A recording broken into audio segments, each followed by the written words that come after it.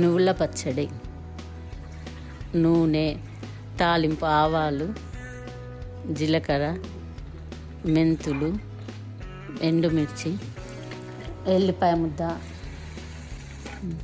నువ్వులు వేయించుకొని పొడి చేసుకొని 3 గ్లాసుల నువ్వుల పొడికి 1 గ్లాసు ఆవ పొడి, 1 గ్లాసు ఉప్పు, కొంచెం మెంతి పొడి, కొంచెం పసుపు, తాలింపు, నూనె, ఎల్లిపాయలు మొత్తం కలిపి ముద్దలా కలిపి మామిడికాయ ముక్కలేసి కలుపుకోవాలి. మామిడికాయ ముక్కలేసి కలిపిన తర్వాత ఒక డబ్బాలకి ఎత్తుకోవాలి.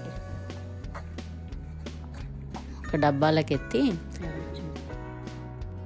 3 రోజుల తర్వాత మళ్ళీ కలిపి ఉప్పు పోయిన మొత్తం సరిపోయినాయో చూసుకొని ఏమైనా తక్కువ ఉంటే వేసుకోవాలి. సంవత్సరం నిల్వ ఉంటుంది.